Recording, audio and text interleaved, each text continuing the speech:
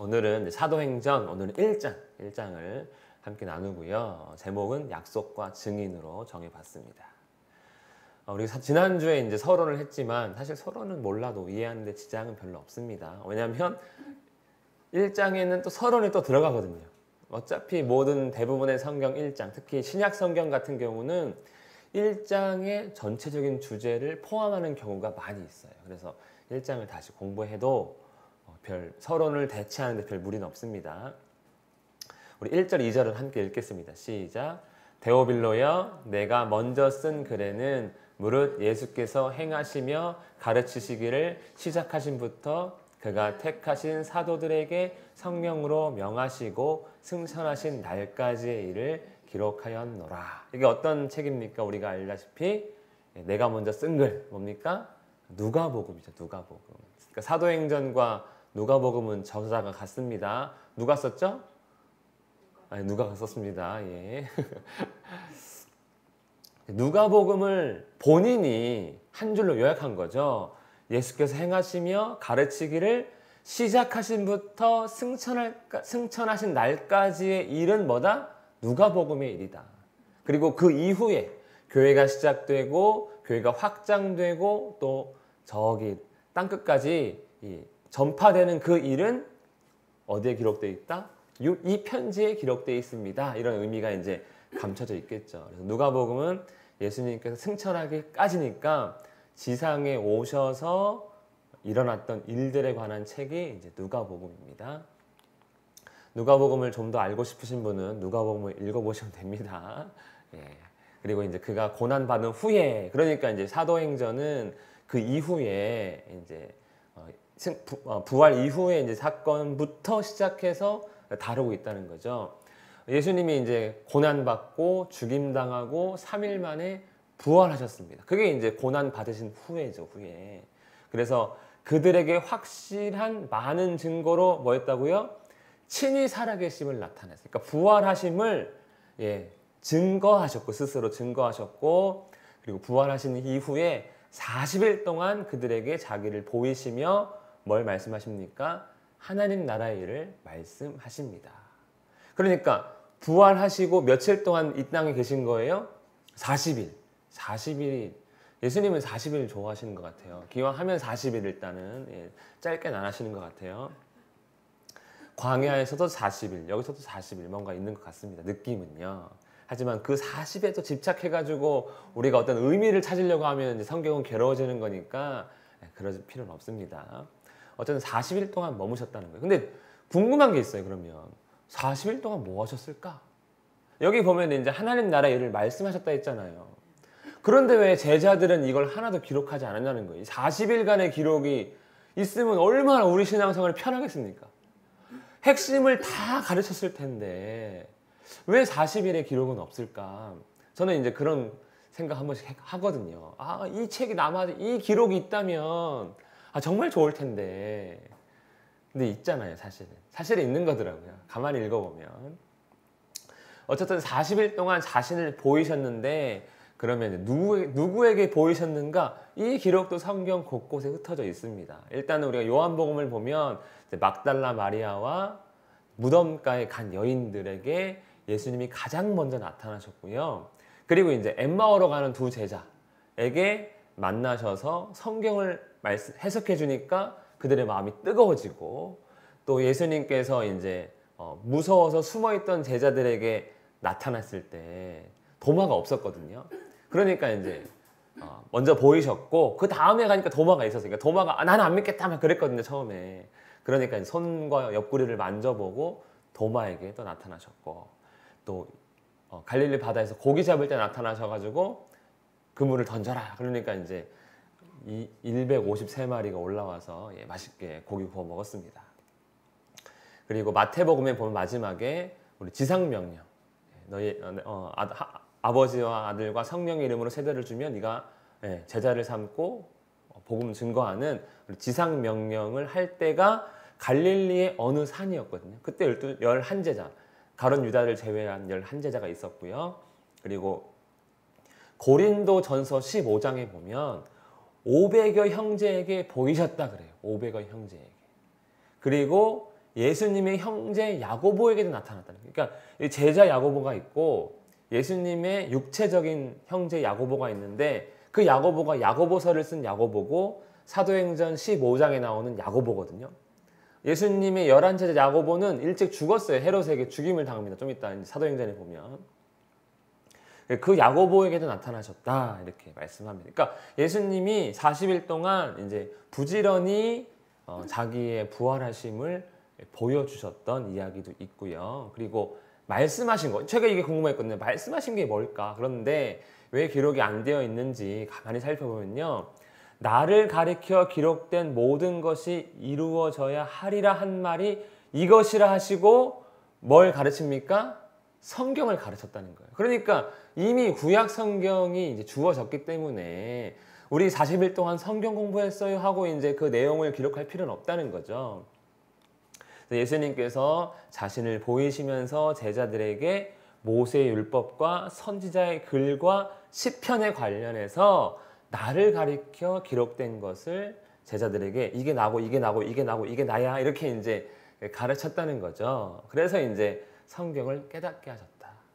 그러니까 이후에 이제 사도행전 2장부터 보면 이 사도들이 나가서 막 아주 멋지게 설교하거든요.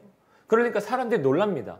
저들이 학문을 모르는 그냥 평범한 사람. 그때는 평범한 사람은 학문을 몰랐죠. 요즘은 평범한 사람 그러면 일단은 학문을 모르는 사람이 아닙니다. 요즘에는. 옛날에는 평범한 사람은 글씨를 몰랐거든요.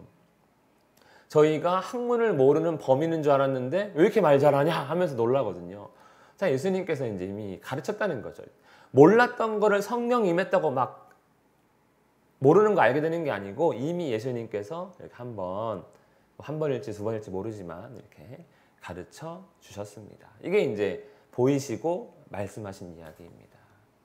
그리고 이제 그리스도가 고난을 받고 이미 자기가 이제 제자들에게 약속했던 말들.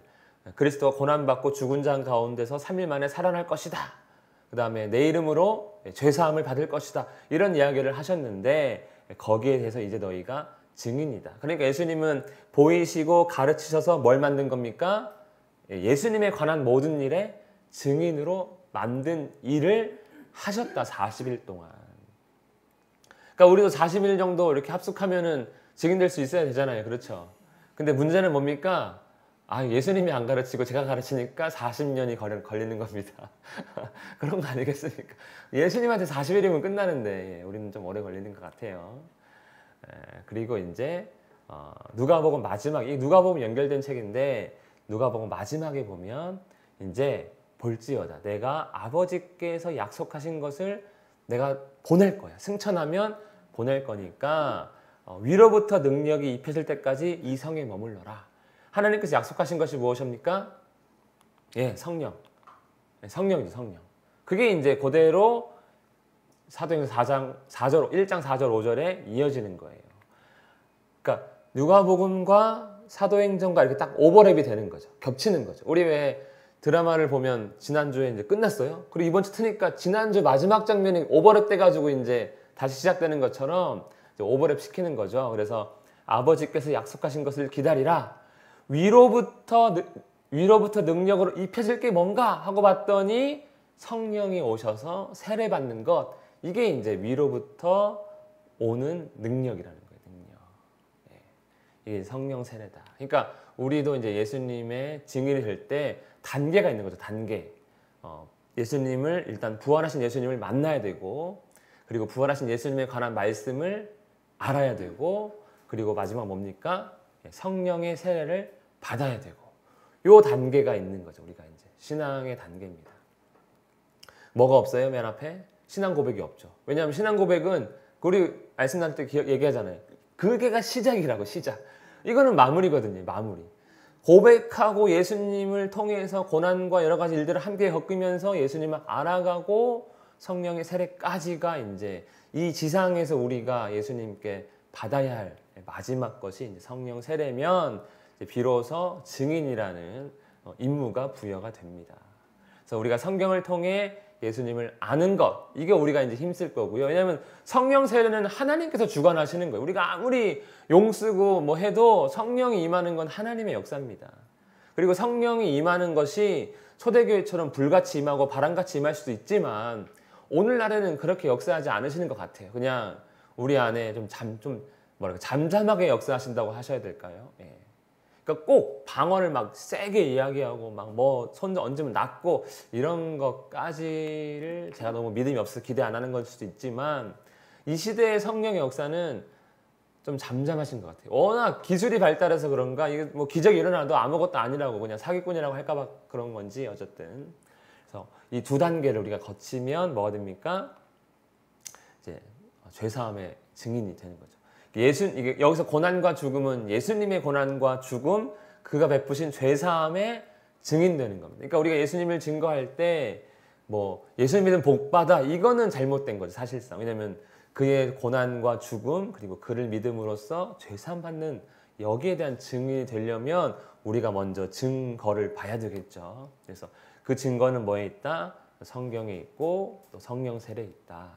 이게 이제 준비가 되어야 하는 겁니다. 그래서 이걸 너희가 이렇게 먼저 되어야 한다라고 해서 이제 제자들에게 당부했더니 제자들이 이제 궁금한 거죠. 아, 그러면 주님 이스라엘 나라를 회복하심이 이때니까 여기서는 현세적 이스라엘을 의미하지 않습니다. 하나님께서 약속하신 하나님 나라를 이제 이렇게 표현한 걸로 봅니다. 왜냐하면 안 그러면 지금까지 정신 못 차린 거거든요. 예. 아직도 이스라엘 왕권을 회복합니까? 라고 하면은 이게 이제 제자들이 지금 한참 잘못 나가 있는 거라서 그렇게 하지 않고 이렇게 얘기했을 때 예수님도 야단친 것이 아니라 다르게 표현하시거든요. 그래서 주께서 하나님 나라를 이 땅 가운데 임하시는 것이 그럼 우리가 성령으로 세례받을 때입니까? 이렇게 물은 거예요. 예. 그렇게 이제 받아들여야 되는 거죠. 그래서 예수님께서 이제 대답하십니다. 아니다. 이게 야단치는 것이 아니에요. 아니다. 때와 시기, 즉 하나님 나라가 이 땅 가운데 세워지는 것은 하나님께 속한 거니까 너는 몰라도 돼. 이렇게 하는 거 몰라도 돼. 우리 애들한테 그러잖아요. 몰라도 돼. 왜냐면 때 되면 내가 해줄 거니까. 예. 때 되면 내가 해줄 거기 때문에 알 필요가 없는 거죠. 예. 알 필요가 없는 거죠. 그리고 너희에게 이제 너희가 관심 가질 건 뭐냐? 성령이 임하는 거다. 성령이 너희에게 임하시면 권능을 받고 내 증인이 될 건데 거기에 너희가 관심을 가져야 된다는 거죠. 우리가 신앙생활하면서 어디에 관심을 많이 둡니까? 예.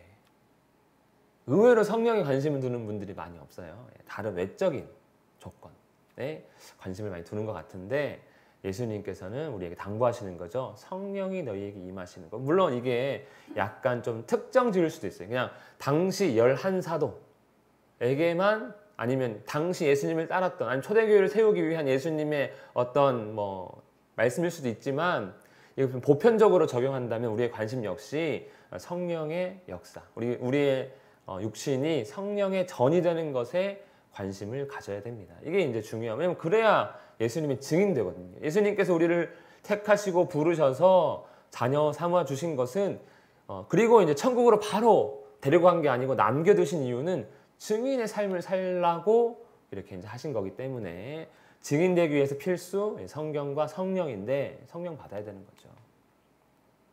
그래서 요한복음 15장에 보면 내 아버지께로부터 너희에게 보낼 보혜사가 이제 도움을 주는 사람 뭐 이런 겁니다. 오늘날 쉽게 얘기하면 변호사 뭐 이런 느낌도 있고요. 아니면 선생님 여러 가지 이제 중의적인 의미가 있습니다. 그래서 아버지께로부터 나오는 그 진리의 성령이 오실 그때 그가 나를 증언할 거다. 그러니까 성령이 내 안에 있다는 증거가 방언, 뭐 능력이 아니고 내가 예수님의 증인 되고 싶은 마음부터 시작해서 증인으로 살고자 하는 그런 행함들이 다 뭐라는 거예요? 성령의 임재에 대한 증거일 수 있다는 거죠. 왜냐하면 성령은 어떤 분이기 때문에 예수님을 증언하시는 분이기 때문에 그러니까 성령 받아야 증인된다는 거예요. 성령 안 받으면 뭐가 될까요? 그러면 나를 추구하게 되겠죠. 나를. 예수님을 이용하고 하나님을 이용해서 나를 추구하겠죠. 내 자신. 내가 교회 안에 뭘 해야 되고 교회 밖에서는 뭐 출세해야 되고 이런 것들을 많이 찾아갈 수 있겠죠. 그래서 성령이 임하면 증인되지 않을 방법이 없는 겁니다. 증인은 성령을 통해서 완성된다. 라는 것이고요. 그리고 이제 이 말씀을 마치고, 그러니까 예수님 최후 유언이 뭡니까? 유언 아니지만 유언이 뭐라고 말해야 됩니까? 어쨌든 마지막에 말한 게 뭐예요? 성령 받고 증인돼야 된다. 이러고 이제 올라갑니다. 올라가서 구름이 가리어 보이지 않습니다. 자, 여러분 상상을 해봅시다. 예수님이 내 앞에서 팍 올라가고 있어요. 그러면 우리 얼마큼 거기 서 있을까요? 5분? 10분? 1시간? 얼마큼 서 있어야 될지 모를 것 같아요. 맞죠? 왜냐면 다시 내려올 수도 있고, 이거 올라간 거 처음 봤잖아요. 이게 뭐 올라가서 나 안 올 거야 이런 말도 안 하시고 그냥 어쨌든 가버렸으니까, 야, 이게 좀 내가 보기에 대자들 좀 황당하겠는데 이거 언제까지 서 있어야 될지. 그래서 천사가 나타납니다. 천사가. 야, 그만 봐. 올라가실 때 제자들이 하늘을 계속 쳐다보고 있는 거예요. 이게 지금 내려올 수도 있고 안 내려올 수도 있으니까. 그리고 성령이 내려온다 했으니까 성령이 내려올라나? 뭐 이럴 수도 있으니까 모르는 거죠. 그러니까 흰 옷 입은 두 사람이 형상을 한 천사가 나타나서 야, 그만 봐 하는 거죠. 갈릴리 사람들아, 어찌하여 서서 하늘을 쳐다보느냐. 이제 그만 봐라. 예수님은 나중에 너희가 올라간 그대로 올 거니까 너 이거 신경 쓸 것이 아니고 뭐 하라고, 이제 성령을 기다려라. 약속하신 걸 기다려야지. 온다고 안 했으니까, 언제 올지 모르니까 약속한 걸 기다려라. 여러분, 이게 맞아요. 우리가 사람을 기다릴 때 무작정 기다리면 답이 안 나옵니다. 뭐가 제일 빨라요? 그 사람의 약속을 기다려야지. 약속. 내가 언제 올게 했으면 그 약속을 기다리는 거지, 사실 사람을 기다리는 건 아니죠. 그러니까 약속한 걸 기다려라. 약속한 걸. 그래서 제자들이 이제 예루살렘으로 돌아갑니다. 그 말을 듣고 상당히 순종적으로 바뀌었죠. 예전 같으면은 난 기다릴 거라고 막 그 야고보 요한쯤 되면, 우레의 아들들쯤 되면 나는 베드로는 기다려야죠. 나는 주님이 오실 때까지 여기서 기다리겠습니다. 이렇게 해야 되는데 변했죠. 다 돌아갑니다. 예루살렘 돌아가는데 끝에 안식일에 가기 알맞은 길이라 하고 돌아갔다는 거예요. 그러니까 여전히 유대인적인 습관은 남아 있습니다. 그러니까 성령 받아도 사마리아로 바로 안 간 거예요. 그러니까 이방 땅으로 바로 안 간 거예요. 유대적 습성이 이렇게 충분히 있거든요. 2000규빗이라고 해요. 이 안식일에 가기 알맞은 길. 2000규빗은 오늘날로 따지면 약 1km 정도. 그러니까 안식일에 허용된 길은 약 1km 정도라는 거예요. 그럼 그 증거가 어디 있습니까? 그러면 여호수아 3장 4절에 보면 이제 언약궤가 먼저 앞서고 이스라엘이 뒤를 따라서 요단강을 건너가는데, 그 언약궤와 백성들 사이 거리가 2000규빗이라고 나와요. 그래서 그걸로 정한 거예요. 자기들끼리. 이게 하나님이 정해준 게 아니고 자기들끼리. 왜냐하면 안식일에 하나님 보러 나가려면, 그 언약궤까지 가려면 2000규빗 떨어져 있다고 하니까 2000규빗이 그런갑다 하고 자기들끼리 정한 거예요. 그냥 이게 성경에 있는 게 안식일의 길이 아니고 유대교 안에서 정한 내규입니다. 내규. 그게 2000규빗이라고 해요. 그러니까 우리는 몰라도 되죠. 우리는 지금 그럼 주일날 우리 주일 집산에 오면 안 됩니다. 그렇죠? 저도 못 와요. 맞죠? 우리도 한 10km 되거든요. 이거 못 와. 우리 오면 안 돼. 그냥 각자 집에서 랜선으로 예배드리는 게 나아요. 이렇게 되면은 대형교회 다 망합니다. 1km 안에 있는 신자만 와야 되면, 그러면 좋긴 하겠다. 교회들이 골고루 사람이 많아지겠네요. 아무튼 이렇게 됩니다. 그래서 유대인들이요, 이 안식일에 이게 좀 꼼수인데 1km 이상 가고 싶잖아요. 그러면 전날 1km가 넘는 거리, 그러니까 1km보다 1km 좀 더 가야 된다 그러면 그 거리에 자기 텐트 같은 걸 쳐놓는대요. 여기도 나의 집 해가지고 거기서부터 1km를 또, 잔머리들이 장난 아닙니다. 이게 말이 하나님 믿는 거지, 이 사람들이.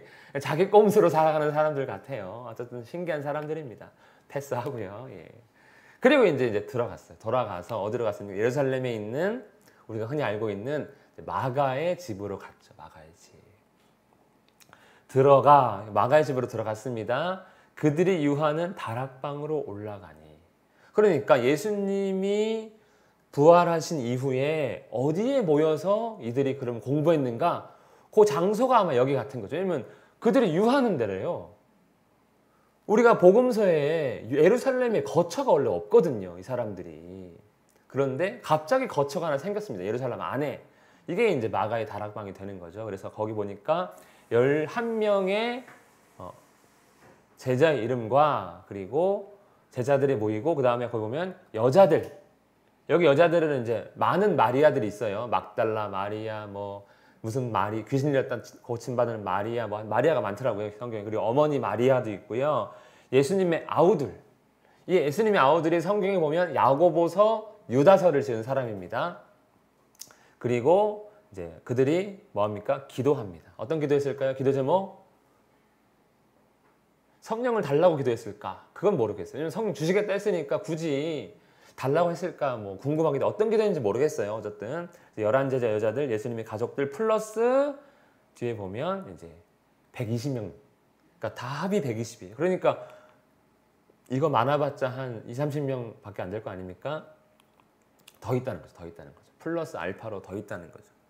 그러니까 예수님의 12제자 외에 사람들이 더 존재하고 있다는 거예요. 이렇게 이제 같이 모여서 기도할 정도면 아주 열정적인 믿음 가진 사람들이 있다는 거죠. 이 사람들이 뭐가 된다고요? 일단 증인으로 이제 되기 위함입니다. 그러니까 예수님께서 11제자만 가르치셨나? 그건 아니라는 거예요. 플러스 알파로 이 다락방에서 더 열심히 말씀을 가르쳤다는 거죠.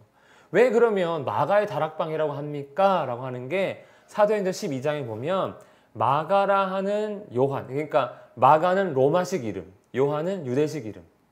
그렇죠? 그래서 우리 여권에 기록되어 있는 이름은 마가.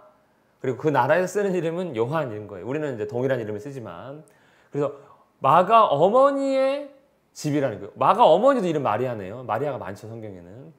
가니 여러 사람이 거기 모여 기도하고 있더라. 그러니까 이 마가의 다락방은 이제 그래서 우리가 그러면 그 집이 이 집이겠네 해서 이제 여기다 마가의 다락방이 되는 겁니다.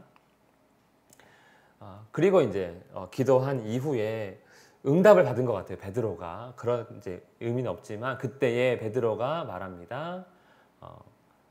성령이 다윗의 입을 통해 예수 잡는 자들의 길잡이가 된 유다를 가르쳐 미리 말씀하신 성경이 응하였다. 이렇게 얘기해요. 그러니까 유다는 성경의 예언대로 그가 예수님을 판 거고 그리고 죽은 거다. 자살한 거다. 이렇게 이제 이야기를 한 것이죠. 유다는 어떤 사람입니까? 이 사람은 본래 우리 수 가운데 어떤 걸 맡았습니까? 이 직무의 한 부분. 어떤 직무였죠? 재정 담당이었어요. 그러니까 이 사람은 좀 돈을 좋아했던 사람. 그리고 나중에 예수님이 보니까 자기 뜻대로 돈 벌어줄 사람이 아니거든요. 그러니까 은30에 예수님을 넘겼다가 나중에 후회하고 이제 자살한 사람입니다. 그래서 우리가 자살로 이제 이해하는데 마태복음은 자살로 보고요. 누가복음은 배의 창자 좀 이따 나오겠다. 누가복음의 기록에 이거는요. 이 사람이 불의의 삭스를 받고 후에 몸이 곤두박질하여 배가 터져 창자가 다 흘러나온지라. 그러니까 누가복음은 자살로 보지 않고 어디서 떨어져 가지고 이제 배가 터져 죽었다고 이제 기록하고 있어요. 그래서 요 두 개를 합치는 거죠. 사람들이 나무에 목머리 달았는데 가지가 부러져 가지고 떨어져 죽었다. 그러면 자살로 봅니까? 사고사로 봅니까? 보기에 따라 다른 거죠. 보기에 따라 다른 거죠. 그래서 그렇게 합쳐서 보면 된다 하고 이제 쉽게 만들어주신 분도 있더라고요. 그래서 이 일이 아주 유명한 일이다 하면서 이제 은30의 유다의 죽음에 관한 이야기가 언급이 되고요. 그리고 이제 다윗이 어떻게 기록하였나 이게 이제 그래서 시편, 이게 다윗의 시편입니다. 그의 거처를 황폐하게 하시며 거기 거하는 자가 없게 하소서. 그래서 그가 죽은 그 장소가 이제 황폐하게 됩니다. 그리고 그의 직분을 누가 취해요? 타인이 취하게. 그거 원래 직분이 하나 있었거든요. 뭡니까? 제자된 직분이 하나 있는데 그거를 타인이 취하라고 예언했기 때문에 우리가 가룟 유다를 대신해서 다른 한 사람을 뽑읍시다. 이렇게 이제 얘기를 하는 거죠. 그러니까 예수님의 약속이 있고 증인을 지금 세워야 되는데 우리가 11명만 남았으니까 12명을 맞춰야 된다는 거예요. 이게 좀 특이한 게 이제 야곱의 12아들, 12지파가 있고 그다음에 이스라엘 12사도가 있는 것처럼 한 자리가 비었으니까 채워서 우리가 좀 시작했으면 좋겠다 이렇게 이제 하는 거죠. 그래서 이 말씀을 하고 어떻게 합니까? 투표합니다. 뽑습니다. 그래서 이제 이러함으로 우리가 이제 한 사람을 뽑아야 되는데 후보 조건이 있습니다. 후보 조건. 자, 우리 교회에서 나중에 장로 투표를 하게 되면 좋죠. 그러면 성도 수가 늘어났다는 소리니까. 장로 투표할 때 아무나 후보되는 게 아니에요. 저 교회 개척 멤버가 하는데요. 맞아요. 그건 중요한데 교회 헌법에 보면은 나이 그리고 교회에 다닌 연수, 그 교회 등록한 연수 이런 거는 이제 문제 없겠는데 나이가 가령 우리 대건 집사님은 나이가 걸릴 수 있겠죠. 아직은 젊으니까. 그리고 이제 7위를 받지 않은 결격 사항이 없어요. 교회에 7위를 받으면 안 되고 뭐 조건들이 있는데 여기 제자되는 조건 12명 가운데 한 명이 될 조건이 뭐냐면 항상 우리와 함께 다니던 사람 중에 하나라는 거예요. 그럼 우리가 복음서에서 헷갈리는 거예요. 예수님과 항상 함께 다니는 사람 몇 명이었습니까? 우리가 알다시피 12명이었거든요. 12명. 항상 그 큰 무리들은 왔다 갔다 했지만 항상은 아니었거든요. 알고 보니까 항상이 하나 있는 거죠. 항상 다니던 사람이 또 있단 말이야? 몰랐던 정보가 하나 탁 튀어나왔죠. 그리고 이제 그 사람 중에 하나를 세워서 예수님의 부활의 증인으로 세워야 할 거야. 그러고 보니까 누가복음에는 어떤 사람들이 존재합니까? 70인이 있고 70인. 12명 외에 마태복음에서 제사 파송할 때는 12명을 둘씩 짝지어서 파송했거든요. 근데 누가복음에 보니까 70명을 파송한 일이 한 번 있습니다.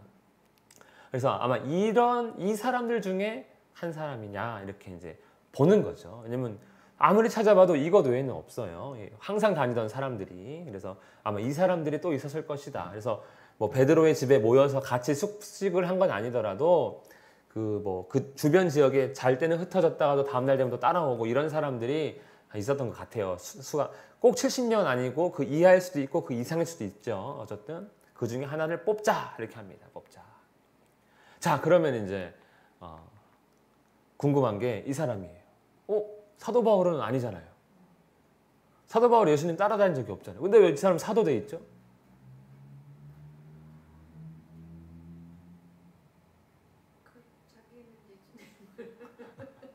자, 어렵게 생각하니까 이제 성경이 어려워지는 거죠. 낙하산. 하나님 나라에도 낙하산 인사가 있구나. 이렇게 생각하면 쉽죠. 예. 완전 낙하산이잖아, 낙하산. 이 사람이 뭐 예수님께 열심히 있었습니까? 유대교에 열심히 있었던 사람이죠. 그러니까 하나님이 제 열정은 아까운 거예요. 내 사람 만들어야 되겠다 하고 바꾼 거죠. 그리고 예수님 만납니다. 예수님께 직접 드린 계시가 많거든요. 그래서 이제 자칭 사도지만 사도들도 인정한 바울입니다. 낙하산. 하나님 나라에도 뭐가 있다? 낙하산이 있다. 이게 우리에게도 소망이에요. 여러분 이게 12사도만 이렇게 취급받으면 나는 예수님 제자도 아니었고 소망이 없는데 사도 바울 보면서 우리 천국 가면 낙하산 할 수 있구나 이런 마음 할 수 있습니다. 사도 바울은 낙하산이다. 좋죠. 그리고 이제 후보를 두 사람 세웁니다. 한 사람은 요셉, 한 사람은 마띠아예요. 그러니까 사도들이 11명과 뭐 주변에 더 있었던지 모르지만 어쨌든 그들이 후보를 먼저 뭐합니까? 추천을 합니다. 교회가 이제 직분자를 뽑을 때 후보 추천을 하지 않죠. 왜냐면 보통 하지 않습니다. 왜냐면 하는 순간 뭐하니까? 추천 안 받은 사람이 시험 드니까. 왜냐면 교회에는 다 믿음 좋은 사람들, 나는 돼도 되고 안 돼도 괜찮아요, 이런 사람들이 없거든요. 왜냐면 이런저런 사람 다 모였거든요. 그러니까 추천하는 순간 안 받은 사람 시험 들어요. 추천했는데 안 된 사람도 시험 들어요. 막 이상하잖아요. 그러니까 추천 잘 안 합니다. 그런데 이때는 했어요. 두 사람을 추천합니다. 가면 보니까 70명, 자 누구 자 빼고 이거 빼고, 이 사람은 조금 같이 있긴 했는데 약간 좀 아웃사이드에서 빼고 뭐 이렇게 하다 보니까 이제 누구 남은 거예요? 두 사람. 그래서 요셉은 별명이 바사바 혹은 유스도예요.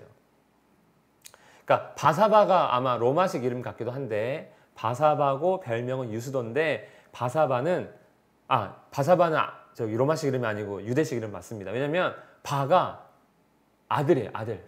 바 디메오. 디메오의 아들. 그다음 저기 누구냐? 요나. 그 베드로잖아요. 요나의 아들 시모나. 이렇게 하잖아요. 사바의 아들이에요. 이름이 뜻이. 사밧이 뭡니까? 안식이거든. 안식. 우리가 이제 여호사밧 할 때 사바. 이게 다 이제 안식 관련 겁니다. 사바가 들어가면 안식이에요. 안식의 아들이고 유스도는 별명입니다. 정의라는 뜻이에요. 그리고 마띠아는 하나님의 선물이라는 이름의 뜻이에요. 어쨌든 두 사람이 이제 뽑힙니다. 그리고 어떻게 합니까? 다음에 이제 기도합니다. 하나님 기도하는 거죠. 붓사람의 마음을 아시는 주여 주께서 택하소서. 왜냐면 사도는 누가 택하는 사람이니까 주님이 택했잖아요. 자기들이 뽑는 사람이 아닙니다. 사도는 하나님이 택하소서 하고 이제 그러면 어떻게 택해줍니까? 하나님 번개로 빵 때립니까? 그러면 되게 멋있겠는데 나 번개 맞아서 사도 된 사람이야 이렇게 할 텐데 그렇게 하진 않고 어쨌든 기도하고 제비를 뽑습니다. 제비를 뽑았더니 마띠아가 뽑힌 거죠. 제비는 하나님께서 좀 좋아하시는 방식이에요. 범인을 찾아낼 때도 제비를 뽑고 그리고 우리 대제사장 가슴에 우림과 둠림이라고 하는 제비 뽑기가 있었다고 했거든요. 하나님의 뜻을 물어보는 돌이라고 했어요.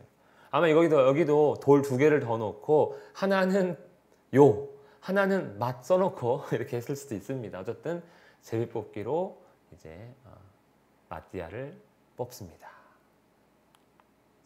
그래서 마띠아가 12사도가 됐어요. 그런데 마띠아에 대한 기록은 이게 답니다. 더 이상 없고요. 전승으로 그럼 이후에 마띠아는 어떻게 됐습니까? 라고 하는 전승이 있는데 예루살렘에서 전도하다가 순교당했다. 이런 전승은 있어요. 어쨌든 마띠아가 뽑힙니다. 오늘 1장 했는데요. 오늘 1장 정리하면 예수님의 약속. 이제 먼저 약속은 성령이고 그 전에 우리가 이제 성경을 통해서 예수님에 관한 예언들을 아는 것도 중요하고 우리 성령을 받아서 성령 세례 그리고 기도하는 제자들 플러스 이제 많은 120명의 사람들 그리고 이들은 뭐합니까? 그 약속하신 성령을 기다리고 그리고 성령을 통해서 대신 증인될 사도 마띠아를 뽑았습니다. 그래서 1장은 결국엔 복음의 증인 되기를 위한 준비를 예수님께서 이제 하시는 그러한 장이 1장입니다. 서론이죠. 이후에는 이제 복음이 본격적으로 전파가 됩니다. 오늘은 여기까지 하겠습니다.